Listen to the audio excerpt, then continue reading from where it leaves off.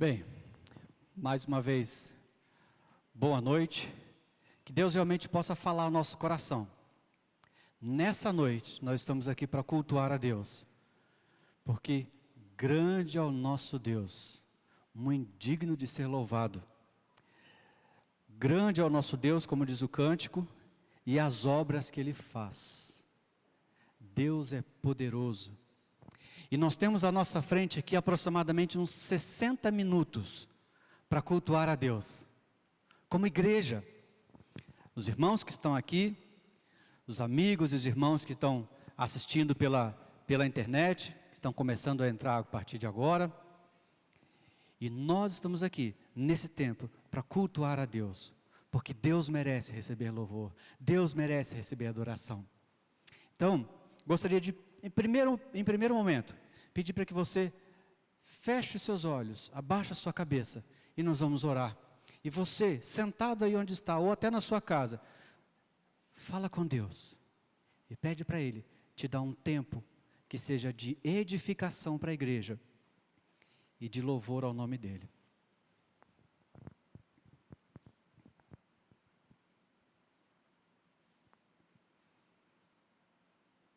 Senhor Deus, nós te agradecemos por essa noite, porque temos o grande privilégio, ó Pai, de nos encontrarmos, quer seja por esse canal do YouTube, através da internet, ou aqui presencialmente.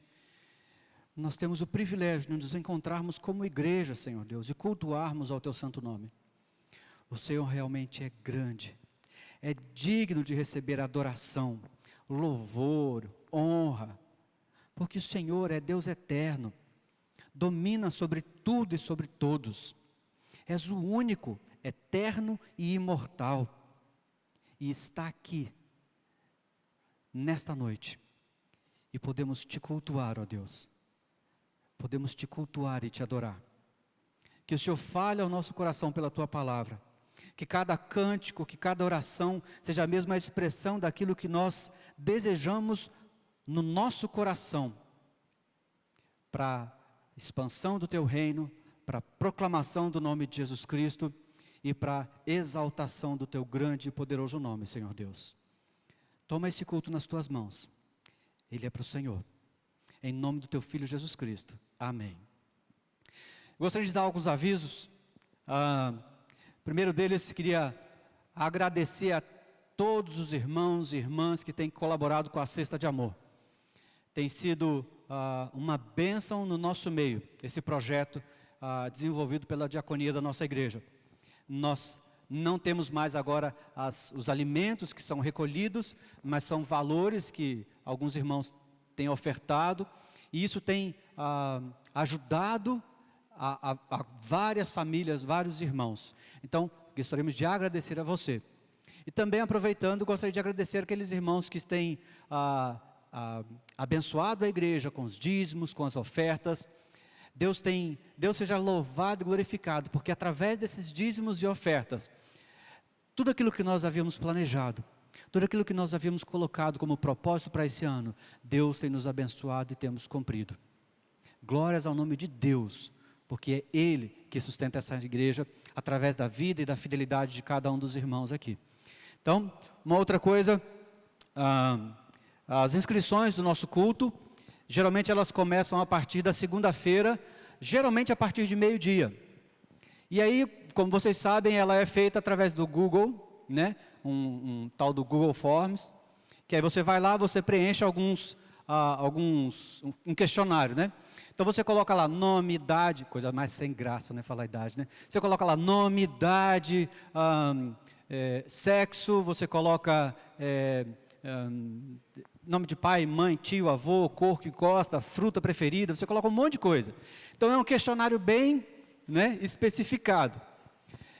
A partir da semana que vem, nosso irmão Janderson, estamos desenvolvendo um material que vai ser mais fácil. Ao invés de todo esse questionário, você vai poder simplesmente apertar uma ou duas teclas e colocar assim: me inscrevo no culto tal. Bom, né? Aguarde.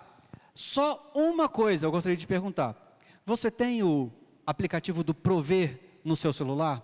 Se você não tem, você vai precisar dele. Então, baixe o aplicativo do Prover, que é o sistema operacional da nossa igreja, para que você possa participar dessa nova modalidade de inscrição, que provavelmente na próxima semana ou na outra vai ser divulgado aqui dos irmãos, ok? E o culto de oração da quarta-feira, queria convidar você a mais uma vez, sempre às 20 horas na quarta-feira, um culto virtual / presencial. Então, se você tem disponibilidade no horário, nas 20 horas, pode vir aqui na igreja. A disposição das cadeiras vai ser a mesma, com o distanciamento exigido. Vamos ter os irmãos ali na frente, na recepção também. Então, venha na quarta-feira, se você tem disponibilidade, venha na quarta-feira para orarmos juntos. E também, se você não tem a disponibilidade nesse horário, assista a partir das 20 horas. Ok? Esses são os avisos para hoje. Nós vamos agora adorar a Deus através de canções. Para isso, nosso irmão Matan, o Ministério de Louvor vai virar aqui à frente.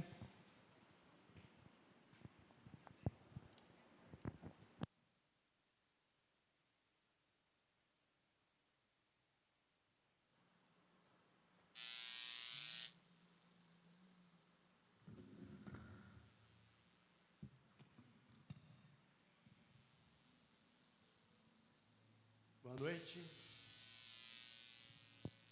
Boa noite. Que bom.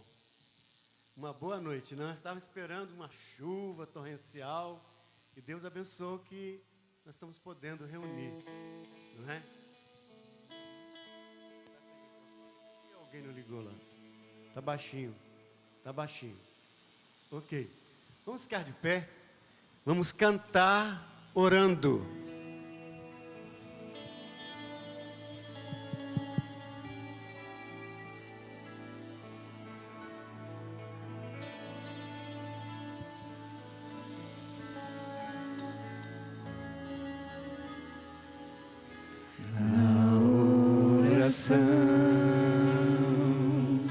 Encontro calma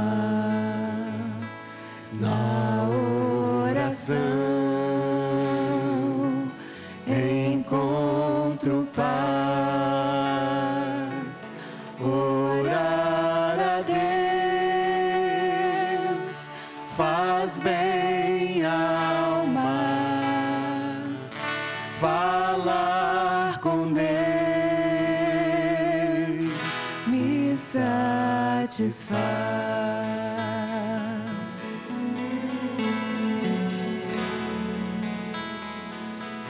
Falar com Deus, que privilégio, abrir a alma ao Criador, sentir que os céus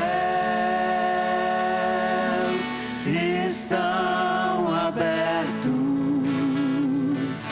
e ouvir a voz do Salvador. Grande é o nosso Deus e as obras que Ele faz, o seu amor não tem limites, em seu perdão encontro paz.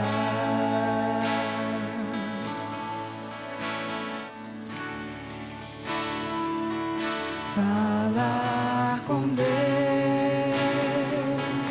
é o que preciso, pois Ele é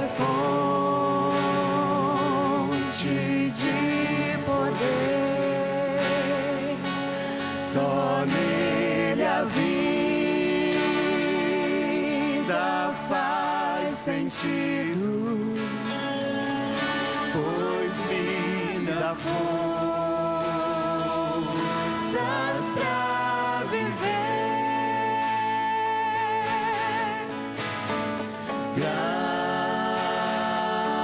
Grande é o nosso Deus, e as obras que Ele faz, o seu amor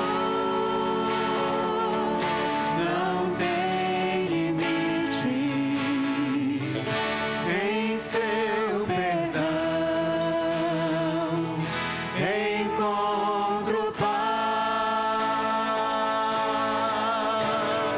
Grande é o nosso Deus, e as obras que Ele faz, o seu amor não tem limites, em seu perdão encontro paz.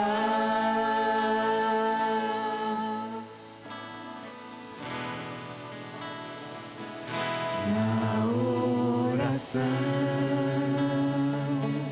encontro calma, na oração encontro paz. Orar a Deus faz bem à alma, falar com Deus me satisfaz. Orar a Deus faz bem à alma, falar com Deus me satisfaz. Falar com Deus me satisfaz. Nós te adoramos, Senhor. Exaltamos o teu excelso e santo nome. Um dia nós estaremos na eternidade contigo, aprendendo a te conhecer e aprendendo também a adorar o teu santo nome. Receba a nossa adoração, o nosso louvor nesta noite. Em nome de Jesus. Amém.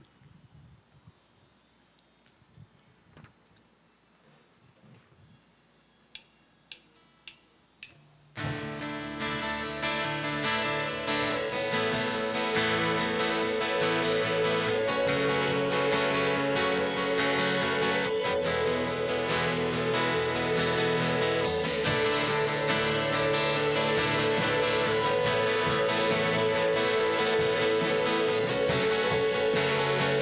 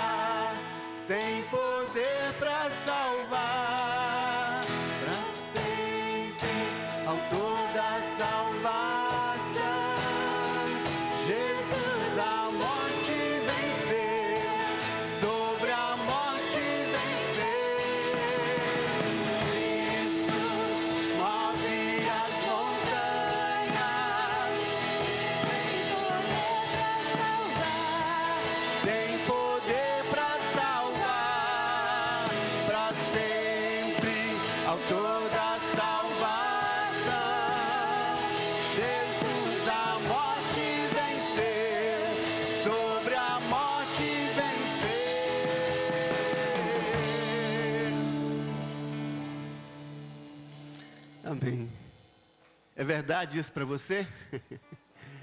A gente tem podido viver cada instante essas verdades que cantamos. E precisamos cantar isso com convicção de que é uma verdade no nosso coração. Amém?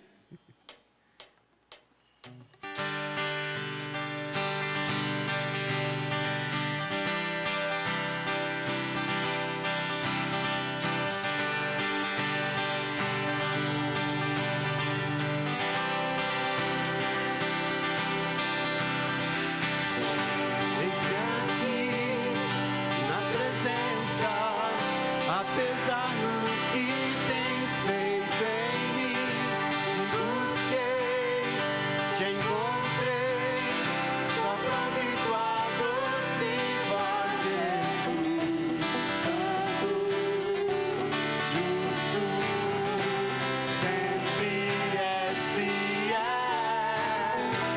salvar, redime o meu ser. Eu te adorarei por quem tu és.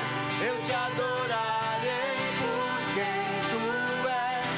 Eu te adorarei por quem tu és, Jesus.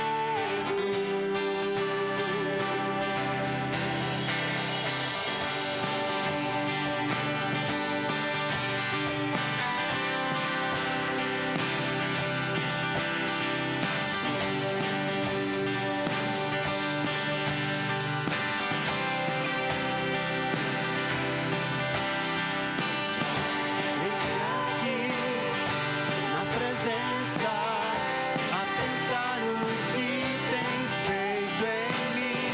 Te busquei, te encontrei, só pra ouvir tua doce voz, Jesus, Santo, justo, sempre és fiel,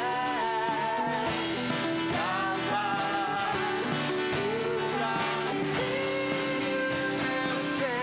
Eu te adorarei por quem tu és. Eu te adorarei por quem tu és.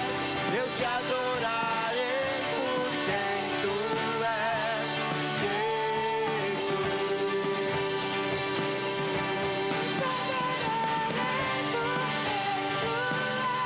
Eu te adorarei por quem tu és. Eu te adorarei por quem tu és,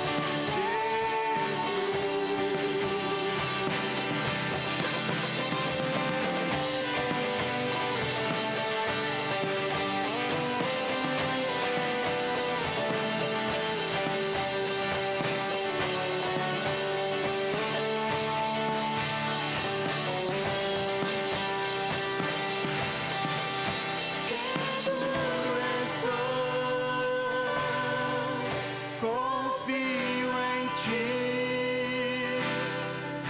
Sem fim é o teu amor. Seguro estou, confio em ti. Sem fim é o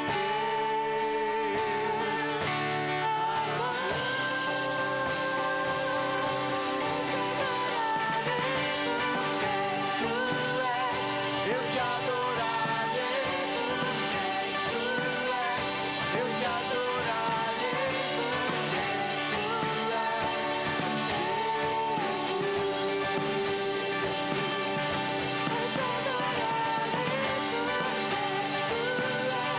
Eu te adorarei por quem tu és.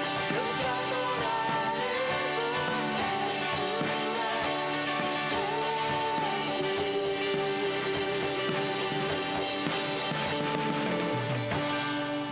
Amém. Deus abençoe seu coração, que seja preparado para ouvir a palavra de Deus. Amém? Deus abençoe, mano. Vou orar. Vamos orar.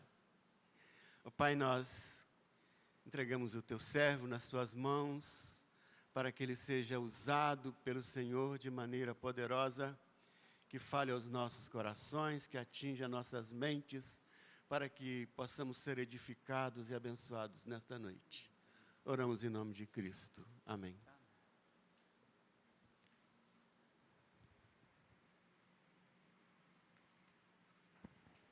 Pois bem,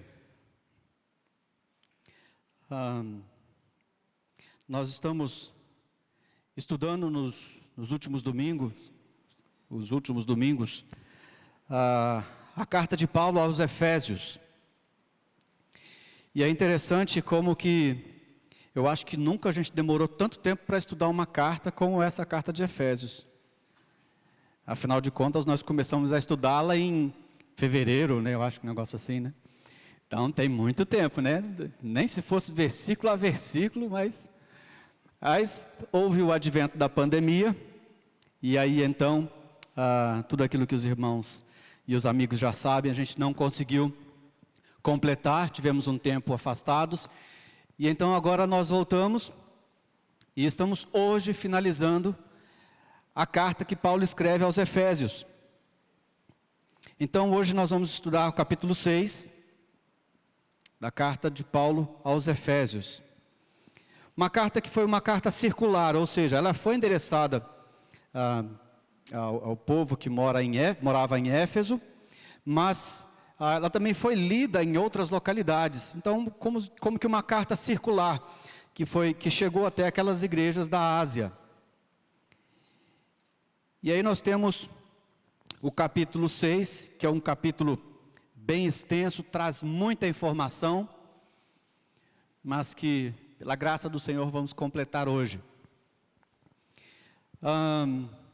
Vamos ler todo o texto? Efésios, capítulo 6. Diz o seguinte: filhos, obedeçam aos seus pais no Senhor, pois isso é justo. Honra teu pai, tua mãe, este é o primeiro mandamento com promessa, para que tudo te corra bem e tenhas longa vida sobre a terra. Pois pais, não irritem seus filhos, antes criem-nos segundo a instrução e o conselho do Senhor. Escravos, obedeçam aos seus senhores terrenos com respeito e temor, com sinceridade de coração, como a Cristo. Obedeçam-lhes não apenas para agradá-los quando eles os observam, mas como escravos de Cristo, fazendo de coração a vontade de Deus. Sirvam aos seus senhores de boa vontade, como ao Senhor, e não como a homens. Porque vocês sabem que o Senhor recompensará a cada um pelo bem que praticar, seja escravo, seja livre. Vocês, senhores, tratem seus escravos da mesma forma, não os ameacem, uma vez que vocês sabem que o Senhor deles e de vocês está nos céus, e Ele não faz diferença entre as pessoas. Finalmente, fortaleçam-se no Senhor e no seu forte poder. Vistam toda a armadura de Deus, para poderem ficar firmes contra as ciladas do diabo, pois a nossa luta não é contra as pessoas, mas contra os poderes e autoridades, contra os dominadores desse mundo de trevas, contra as forças espirituais do mal nas regiões celestiais. Por isso, vistam toda a armadura de Deus, para que possam resistir no dia mau e permanecer inabaláveis, depois de terem feito tudo. Assim, mantenham-se firmes, cingindo-se com o cinto da verdade, vestindo a couraça da justiça, tendo os pés calçados com a prontidão do evangelho da paz. Além disso, usem o escudo da fé, com o qual vocês poderão apagar todas as setas inflamadas do maligno. Usem o capacete da salvação e a espada do Espírito, que é a palavra de Deus.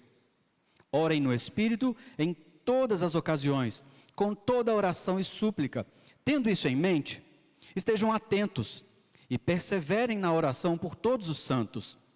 Orem também por mim, para que quando eu falar, seja-me dada a mensagem, a fim de que, destemidamente, torne conhecido o mistério do Evangelho, pelo qual eu sou embaixador preso em correntes. Orem para que, permanecendo nele, eu fale com coragem, como me cumpre fazer. Tíquico, o irmão amado e fiel servo do Senhor, lhes informará tudo, para que vocês também saibam qual a minha situação e o que eu estou fazendo. Enviei-o a vocês por esta mesma razão, para que saibam como estamos e para que ele os encoraje. Paz seja com os irmãos, amor com fé e o amor com fé da parte de Deus Pai e do Senhor Jesus Cristo. A graça seja com todos os que amam o nosso Senhor Jesus Cristo com amor incorruptível. Capítulo 6, um capítulo bem extenso, que até o verso 9, ele ainda está relacionado ao capítulo 5, ao finalzinho do capítulo 5, que trata sobre relacionamentos.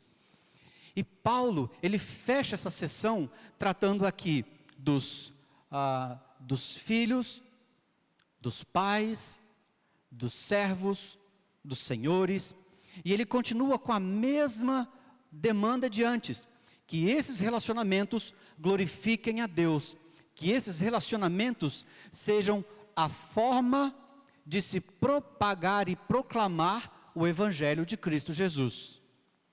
Ou seja, o cristão como padrão nestas áreas também. Como nós já dissemos, Paulo aqui ele encerra toda essa carta que foi endereçada a essa igreja de Éfeso. E o alvo que Paulo tinha a escrever, um dos alvos que ele tinha para escrever essa carta, era falar a respeito dos privilégios que foram dados à igreja pelo seu posicionamento, pela sua posição em Cristo Jesus. Essa é um dos alvos de Paulo. E ele fez isso do capítulo 1 até o versículo 3. Falar desses privilégios. E a segunda parte fala sobre, mediante a esses privilégios que a igreja tinha, através desse posicionamento em Cristo Jesus, mostrando as suas responsabilidades diante do mundo em que nós vivemos. Então o alvo de Paulo era esse. E nós vemos isso claramente na divisão que o próprio texto nos dá. Do 1 até o 3, nós temos uma parte um pouco mais doutrinária, uma parte um pouco mais de ensino, e do capítulo 4 em diante, nós vemos a forma prática de se levar adiante essa posição em Cristo Jesus, que temos como indivíduos e como igreja.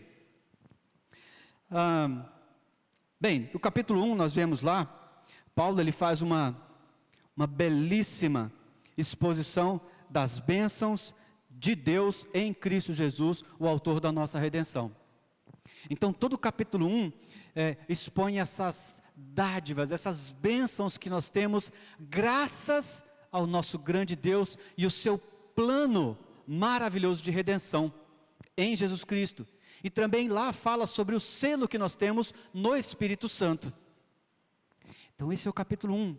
O capítulo 2, Paulo agora ele começa a falar sobre como que, através do Evangelho de Cristo Jesus, os judeus e os gentios foram feitos uma só família.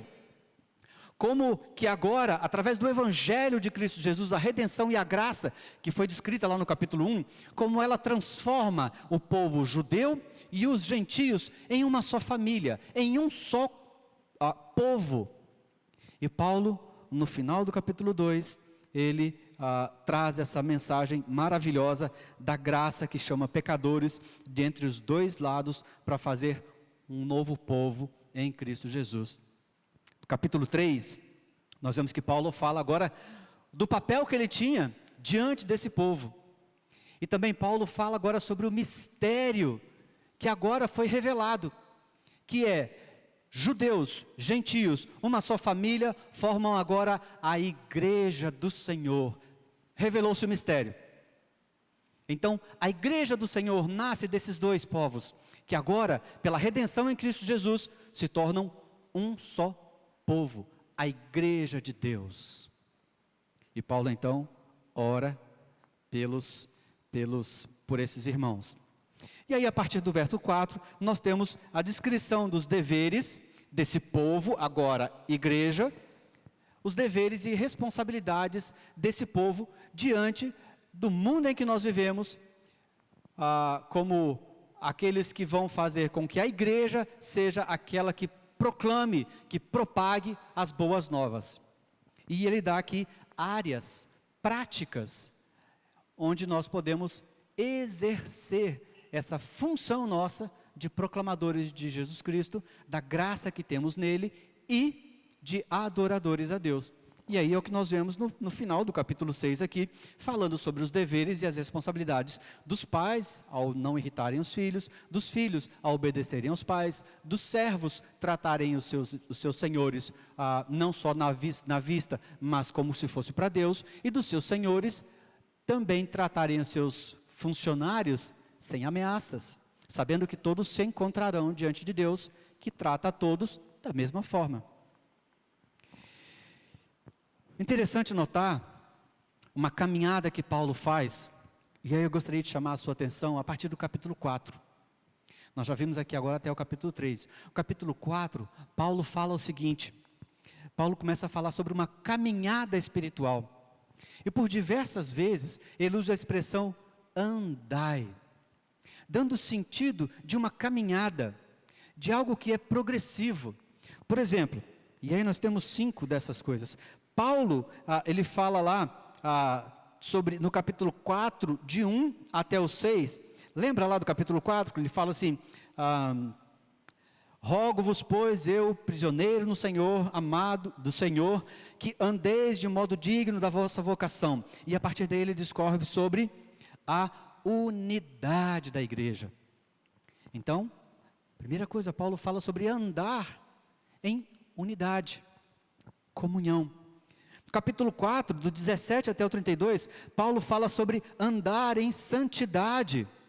Então, lá do capítulo 4, o 17, por exemplo, diz o seguinte: isso, portanto, digo e no Senhor testifico, que não mais andeis como andam os gentios, na vaidade dos seus próprios pensamentos. Então, Paulo fala mais uma vez agora, do 4, 17 até o 32, andeis em santidade.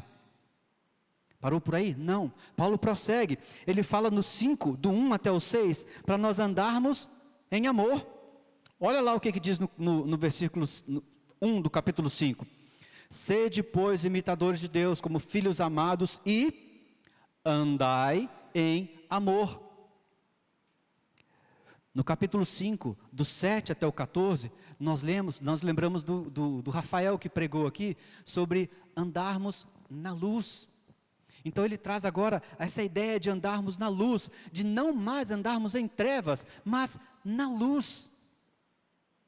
E no capítulo 5, do 15 até o 6, fala sobre andar em sabedoria. Lembra lá? Portanto, vede prudentemente como andais, não como necios, e sim como sábios. Então nós vemos essas 5 sessões, onde Paulo exorta aqueles irmãos para que de forma prática possam progredir na sua vida espiritual. E ele fala, caminhando, andando em unidade, em santidade, em amor, caminhando na luz, andando em sabedoria. E esse texto de hoje, do 1 até o 9, está incluído nessa parte de andar em sabedoria, através dos relacionamentos. E aí quando chega no versículo 10 do capítulo 6, Paulo diz o seguinte: quanto ao mais, sede fortalecidos no Senhor e na força do seu poder. Paulo aqui ele muda um pouquinho a sua forma de trazer a mensagem. E a partir daqui, ele já não mais dá essa forma progressiva de você andar. Ele começa a dizer o seguinte: olha, você está pensando que andar em unidade na igreja é fácil? Não é. Você está pensando que trazer a sua família com comunhão entre pai e filho, entre marido e mulher, entre mulher e esposo, entre servos, você está pensando que andar nessa sabedoria, você está pensando que isso é fácil? Você está pensando que andar em santidade é fácil? Paulo aqui, ele diz o seguinte: não é fácil, não vai ser fácil, nós estamos em batalha, nós estamos em guerra. E é isso que nós vamos estudar nessa noite um pouquinho mais detalhadamente. A batalha espiritual que Paulo se refere a partir do versículo 10 do capítulo 6. E aí eu gostaria de, em primeiro lugar, tentar tirar um pouquinho da nossa ideia aquilo que tem sido construído desde a década de 80 sobre batalha espiritual. Porque o que tem se construído nas igrejas sobre batalha espiritual é aquela coisa de quinta-feira da libertação de demônios. É a sexta-feira para a compra do seu carro novo. Isso é batalha espiritual. Queridos, isso não é batalha espiritual. A batalha espiritual que Paulo aqui se refere é a batalha que se dá na nossa mente. A batalha espiritual que Paulo aqui começa a fazer uma exortação aos irmãos da igreja de Éfeso e é aplicável à nossa vida, é a batalha que se dá na nossa mente, nos nossos pensamentos, no nosso entendimento. E Paulo, quando ele começa a falar quanto ao mais, ele diz o seguinte: olha, finalizando todas essas coisas, fortaleça-se no Senhor e na força do seu poder. Fortaleça-se no Senhor. O interessante, irmãos, é que quanto mais a gente pensa nessa questão de se fortalecer em Deus, mais a gente pode observar alguns irmãos que estão alheios totalmente a essa batalha espiritual, ou estão com um entendimento equivocado sobre o que é uma batalha espiritual, ou então estão totalmente alheios a essa batalha espiritual, e andam nesse mundo como se estivessem na Epcot Center do diabo, na Disneylândia do capeta. Nós não estamos aqui a passeio, nós não estamos aqui para nos deleitarmos com esse mundo. Nós estamos em batalha, e o nosso inimigo é feroz. O nosso inimigo, ele veio para roubar, matar e destruir. E infelizmente alguns irmãos ou estão com uma ideia equivocada dessa batalha espiritual, ou estão totalmente alheios a essa batalha espiritual. Temos que despertar para a necessidade que temos de andarmos vigilantes. É o que Paulo começa a falar: sede fortalecidos no Senhor e na força do seu poder, revesti-vos de toda a armadura de Deus, para poderdes ficar firmes contra as ciladas do diabo. Para que vocês possam ficar firmes contra as ciladas do diabo. Mais cedo ou mais tarde, a ficha vai cair, e você vai perceber que nós realmente estamos em batalha. Em Cristo Jesus, nós herdamos não só todo o amor de Deus, mas nós herdamos também todo o ódio do diabo.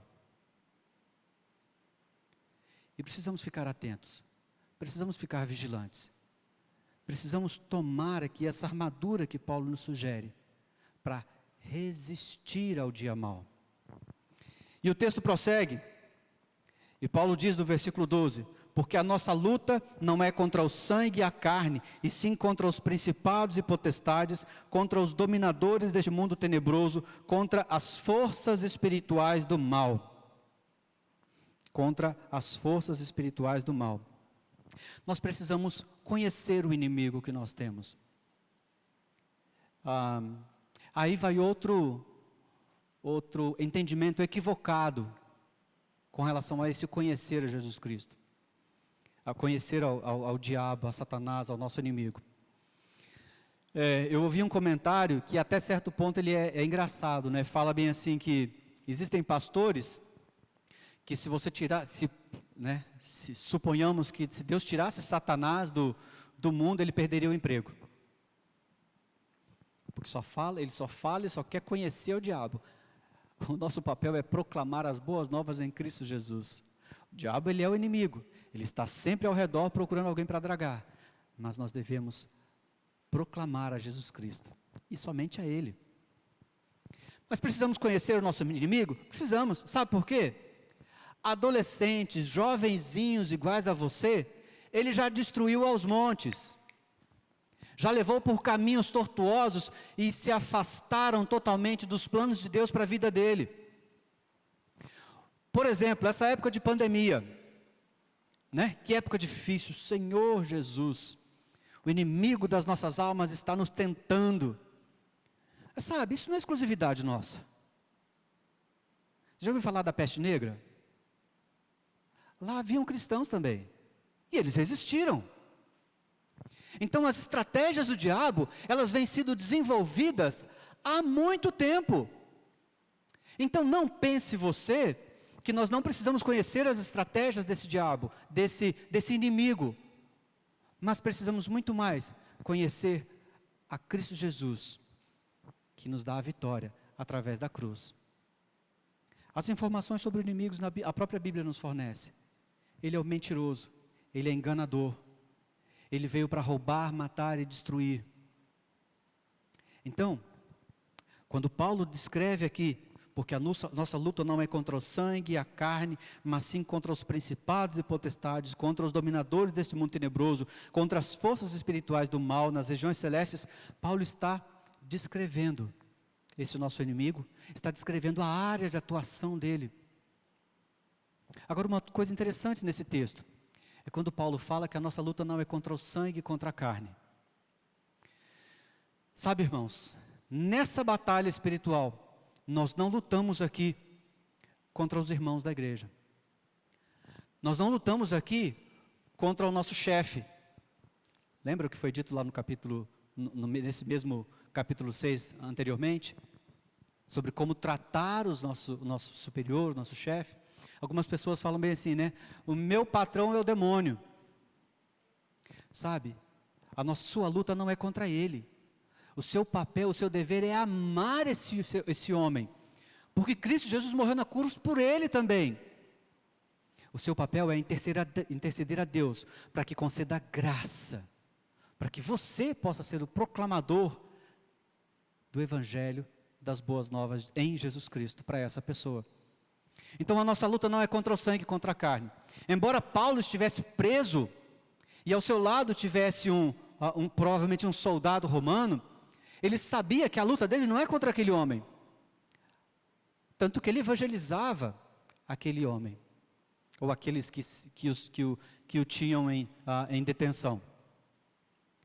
E Paulo amava aquelas pessoas, ao ponto de pedir lá no final da carta, que os irmãos orassem por ele, pedindo para que ele tenha a intrepidez de falar das boas novas de Cristo Jesus.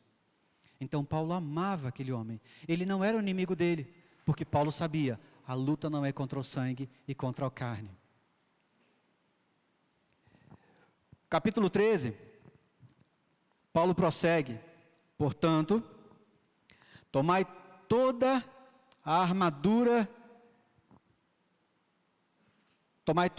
de Deus, para que possais resistir no dia mau, e depois de ter vencido tudo, permanecer inabaláveis. Tomai, pois, toda a armadura de Deus, para que possais resistir no dia mau, e depois de haver vencido tudo, permanecer inabaláveis. A armadura é de Deus, a armadura não é nossa. É Deus que nos concede essa armadura. Essa armadura, ela não está guardada à nossa disposição, e nós a detemos. Ela é de Deus. E aquele que se aproxima dele, humildemente pedindo para que ele conceda, ele dá, de graça. Então a armadura, ela é de Deus, para que nós possamos resistir ao dia mau. Qual é o dia mau? Todos os dias têm sido maus. Todos os dias têm sido maus. E o mundo, ele vai de mal a pior. As coisas vão melhorar? Não sei, provavelmente não. Mas o que Deus quer é que os cristãos, andando, lembrando daquela progressividade que Paulo fala, andando em santidade, em unidade, em amor, na luz, que eles progridam cada vez mais, testificando que há salvação em Cristo Jesus, e que esperamos novos céus e nova terra. O texto prossegue, diz o seguinte: estai, pois, firmes, cingindo-vos com a verdade. Queria parar nessas primeiras 3 palavras. Estai, pois, firmes. Meus queridos, a luta que Paulo propõe aqui Presta atenção nisso. A luta que Paulo propõe aqui não é uma batalha em que você vai lá no terreno do inimigo, vai lá pisar na cabeça da serpente, vai determinar. Não é essa luta que Paulo está querendo falar aqui. Afinal de contas, quando você olha todas as vezes em que se fala sobre os ataques do inimigo, o que Pedro fala na sua carta? Ele fala que o leão anda ao redor procurando alguém que possa devorar. Então, quem está procurando alguém é o leão. Não é o crentinho que vai lá com a vara curta cutucar o leão, né? Não é isso. Então, a posição é estar firmes, é uma posição de defesa. Mas um entendimento equivocado. Cuidado com esse negócio. Cuidado com esse negócio de ficar determinando, de falar que você vai pisar a cabeça da serpente. A cabeça da serpente já foi pisada na cruz do Calvário por Cristo Jesus. E por Ele veio a vitória. Cingindo-vos com a verdade. Eu queria propor aos amigos, aos irmãos aqui, um entendimento dessa armadura. Paulo ele traz, infelizmente a gente não tem não tem como entrar na mente de Paulo e saber o que Paulo estava querendo dizer quando ele falou da armadura. Será que ele falou que ele tinha que pegar uma armadura e vestir literalmente? Será que era isso que ele estava falando? Não sei, provavelmente não. Será que Paulo estava falando aqui, por exemplo, essa aqui, a primeira, o cinto da verdade, será que Paulo estava falando da verdade em contraposição à mentira, ou seja, uma qualidade de caráter? Por exemplo, quando ele fala da couraça da justiça, será que ele estava falando da minha justiça? Ou seja, aquilo que eu posso fazer? Eu creio que não, mas geralmente o entendimento que nós temos desse texto é essa, de características que são qualidades de caráter minhas. Mas vamos tentar fazer uma interpretação diferente desse texto? Vamos tentar analisar esse texto aqui como essa armadura sendo o próprio Cristo Jesus e aquilo que Ele conquistou para nós na cruz do Calvário. A armadura sendo o próprio Cristo Jesus e aquilo que Ele conquistou para nós na cruz do Calvário. Aí, quando nós pensamos em colocar o cinto da verdade, a gente pensa, quando Jesus disse que eu sou o caminho, a verdade e a vida. Então eu tenho que me vestir de Cristo Jesus, usando o cinto da verdade. Cristo Jesus é a verdade de Deus que liberta o homem. Em Cristo Jesus, eu tenho o meu cinto bem afivelado, bem preso. E ele prossegue, e a gente vê aqui, no mesmo capítulo, no mesmo versículo 14, cingindo-vos com a verdade e vestindo a couraça da justiça. Quando a gente entende nessa linha interpretativa, sendo Jesus Cristo essa armadura, e aquilo que Ele conquistou para nós na cruz, a gente entende que esse versículo, ele não fala da minha justiça, mas fala da justificação que eu tenho em Cristo Jesus diante de Deus. Então, quando vem aquele dia ruim, aquele dia mau, quando você acorda, e você está lá pensando, ó dia, ó azar, que prova difícil eu tenho essa semana, ou então estou desempregado, ou então estou vivendo dias difíceis com essa pandemia, e aí você acorda chateado, deprimido. Que bênção poder entender e pensar nisso aqui, olha. Que diremos, pois, diante dessas coisas? Se Deus é por nós, quem será contra nós? Aquele que não poupou ao seu próprio Filho, mas o entregou por todos nós, como não nos dará juntamente com Ele, e de graça, todas as coisas? Quem fará alguma acusação contra os escolhidos de Deus? É Deus quem os justifica. Então nós somos justificados, e essa justificação, ela é a couraça que nos protege. contra os ataques do inimigo, porque nós agora sabemos, nós somos justificados, não por aquilo que eu possa fazer, mas por aquilo que Cristo Jesus fez na cruz. Isso me garante um caminhar com vitórias, através da justificação diante de Deus, em Cristo Jesus. E Paulo prossegue, e ele fala: calçai os pés com a preparação do evangelho da paz. Essa preparação, calçai o evangelho da paz, a gente tem resumido simplesmente, né, com aquela coisa: quão formosos são os pés daqueles que anunciam a paz. Então é só e simplesmente proclamar o evangelho. Ou seja, o sapato que eu tenho que calçar é proclamar o evangelho. Sabe, vai muito mais além do que isso. Essa sandália, que era um pedaço de couro, e que tinha tranças amarradas, e que embaixo na sola tinham alguns cravinhos, para que pudesse dar mais estabilidade ao soldado. Essa sandália, ela é o próprio evangelho de Cristo Jesus, as boas novas em Cristo Jesus. E essas boas novas em Cristo Jesus, na minha vida diariamente, elas me garantem um caminhar com os pés em paz, para andar em qualquer terreno,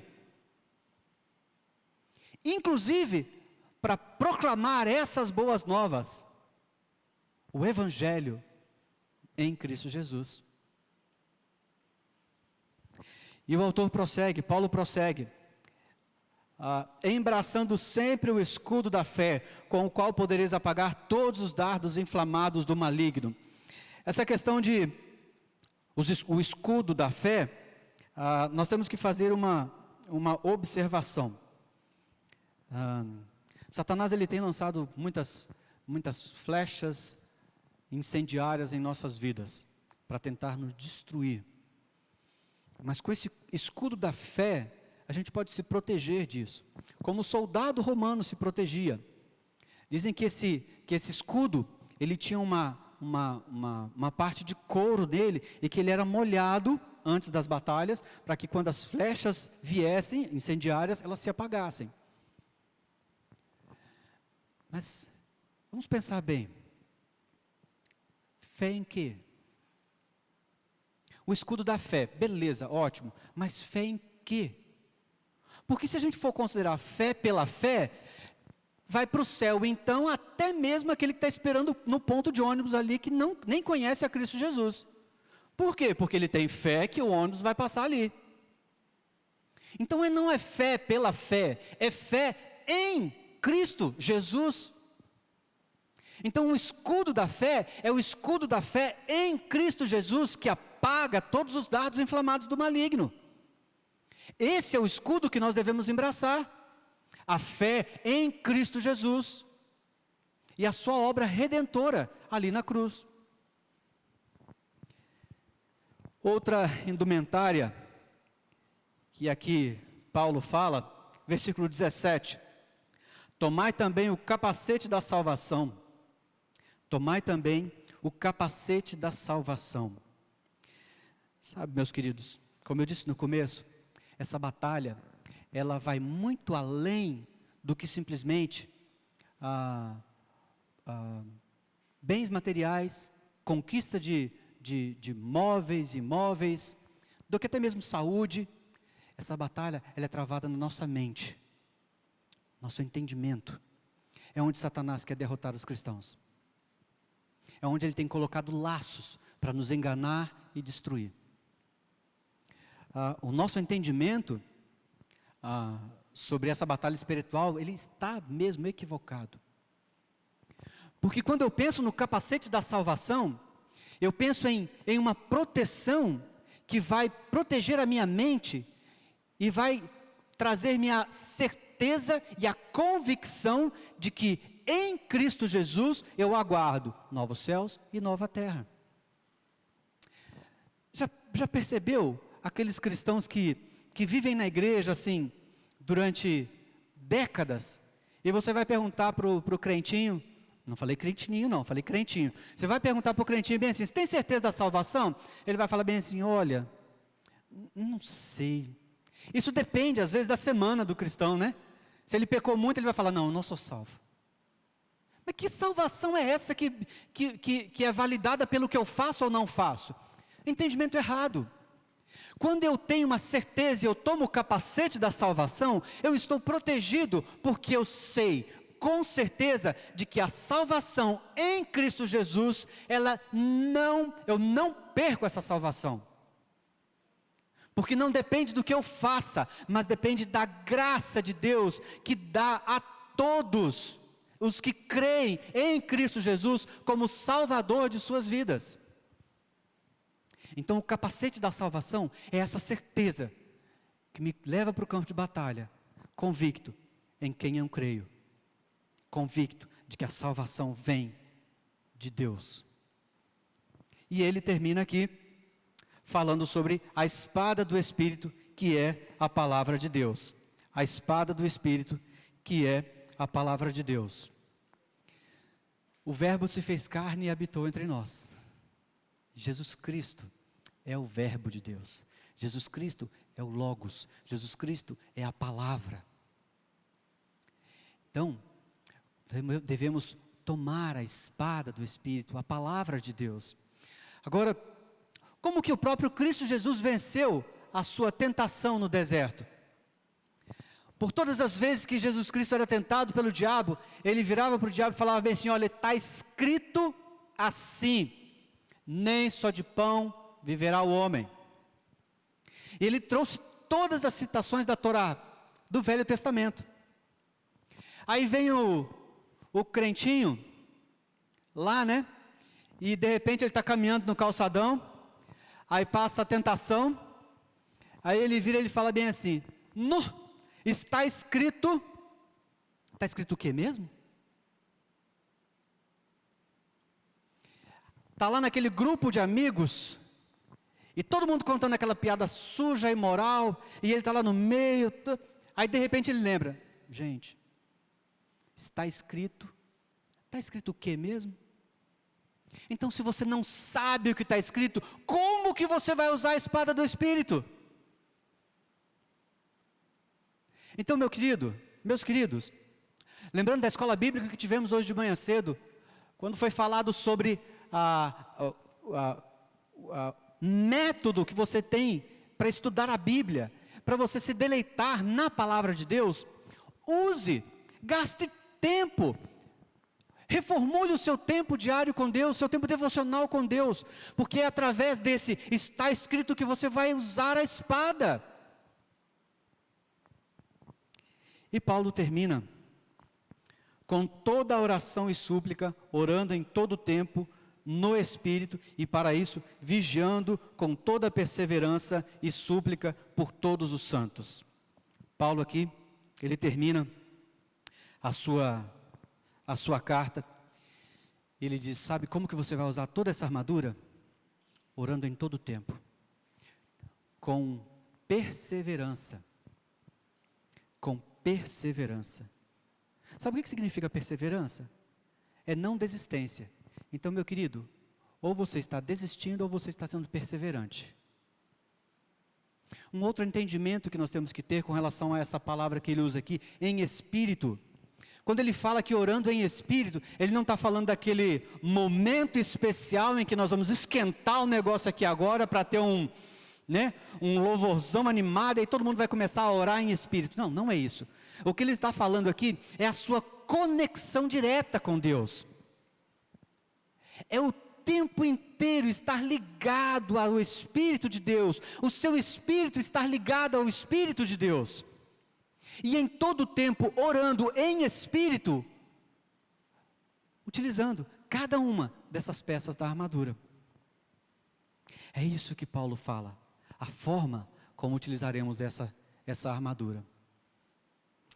Paulo, depois ele continua falando no verso 19, falando ainda sobre oração, né? Paulo vira e fala, ora também por mim, para que me seja dada no abrir da minha boca a palavra, para que com intrepidez fazer conhecido o mistério do Evangelho, para a qual sou embaixador em cadeias, para que em Cristo eu seja ousado para falar, como cumpre-me fazê-lo.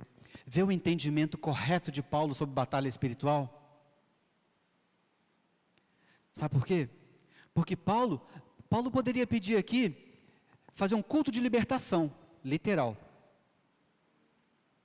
Liberar, vou fazer aqui agora um culto de batalha espiritual pela libertação, sexta-feira da libertação das algemas. Ele podia fazer. Mas sabe qual é o entendimento de Paulo? O entendimento de que a batalha está na mente. E que usando toda essa indumentária, o dever dele é proclamar a salvação em Cristo Jesus, as boas novas. E o que Paulo pede? Ora por mim, para que quando eu abrir minha boca, eu proclame a salvação em Jesus Cristo, com intrepidez, com coragem. Quantos cristãos têm sido arrastados a cultos de libertação, a cultos para que eu possa conquistar o meu carro novo, a minha casa nova?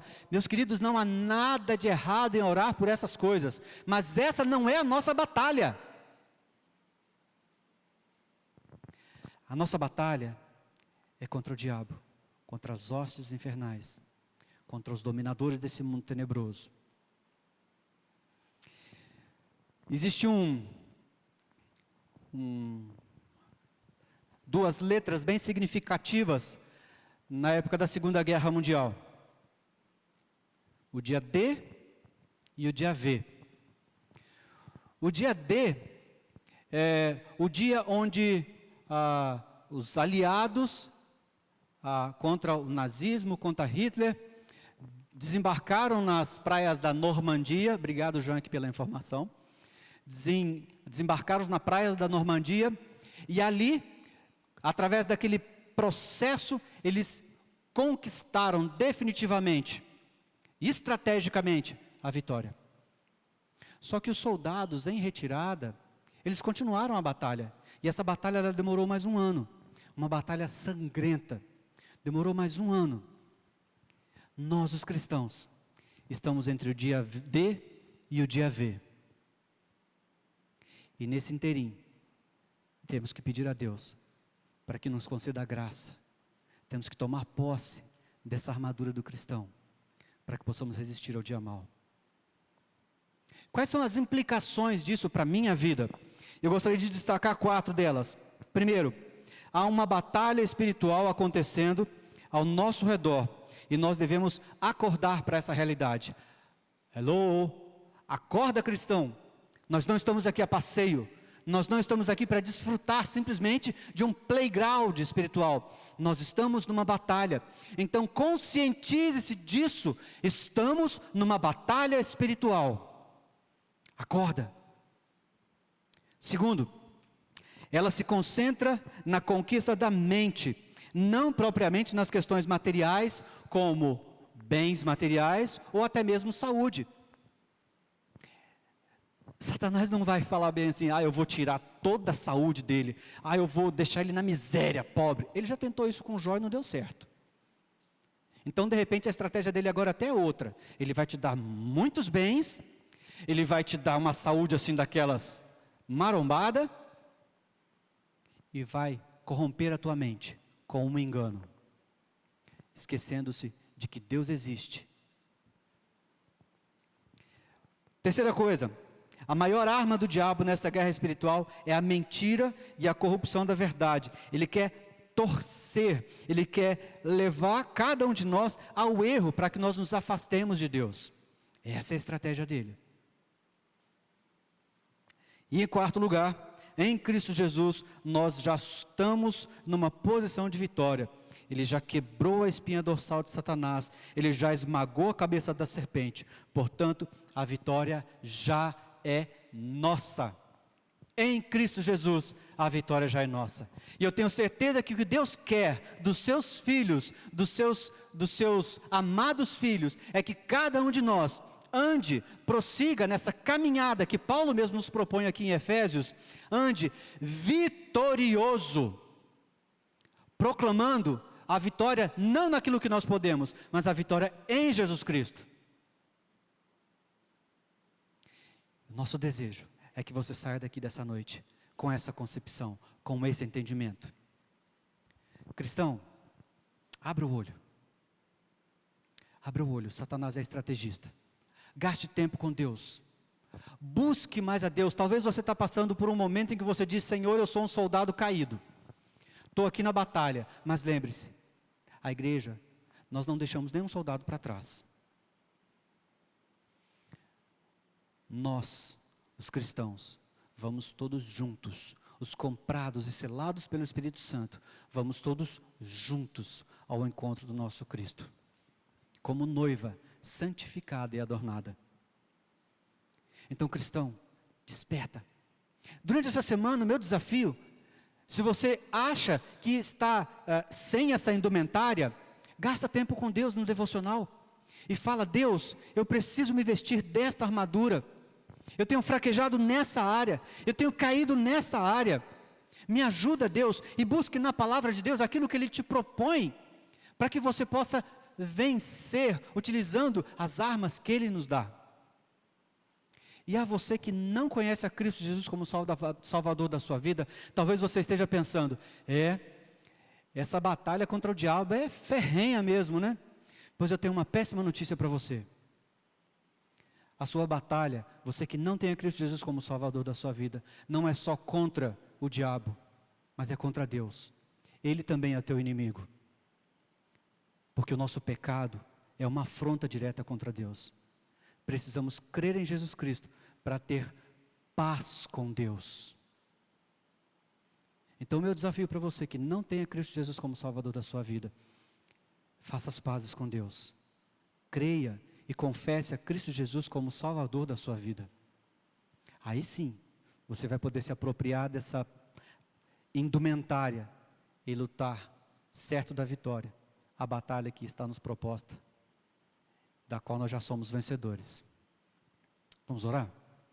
Senhor Deus, nós te agradecemos pela tua palavra, Senhor Deus, porque ela é viva, ela é eficaz, e ela que trouxe para os teus servos lá na igreja em Éfeso, edificação, exortação. Nós te pedimos que teu Espírito Santo aplique na nossa vida o entendimento dessas verdades contidas nesse livro de Efésios e nesses versículos que falam sobre a batalha que estamos engajados. Dá-nos, ó Deus, noção real dessa batalha. Conscientiza-nos a cada um de nós da necessidade de nos engajarmos nessa luta, Senhor Deus. Tira de nós todo o comodismo, ó Deus, toda preguiça. Tira de nós, ó Deus, todo esse conformismo com esse século, mas transforma a nossa mente pela tua palavra, Senhor Deus. Para que, como diz Romanos, possamos experimentar a boa, agradável e perfeita a vontade do Senhor. Toma as nossas vidas nas tuas mãos, que como cristãos possamos sair daqui certos da vitória que temos não nos nossos méritos, mas em Cristo Jesus. E que durante a batalha dessa semana, dia após dia, possamos dedicar tempo numa devocional, num tempo de leitura da tua palavra, de oração com o Senhor, de comunhão com o Senhor, preparando-nos assim para dia após dia, cada uma das batalhas que teremos que enfrentar. E obrigado por sabermos que o Senhor está conosco, que Cristo Jesus está conosco, que o Espírito Santo está em nós. Oramos no nome de Jesus Cristo. Amém. Irmãos, que Deus possa nos abençoar. Gasta tempo lendo e entendendo essa mensagem de Paulo. Lendo e entendendo tudo aquilo que ele quis dizer a esses irmãos. E que nós, quando sairmos daqui, possamos ser desafiados a praticar a sua palavra. O culto dessa noite eu vou fechar como Paulo fechou essa carta. A paz seja com os irmãos e o amor com fé da parte de Deus e Pai e do Senhor Jesus Cristo. A graça seja com todos os que amam sinceramente ao nosso Senhor Jesus Cristo. Que Deus nos abençoe durante essa semana. Amém. Obrigado.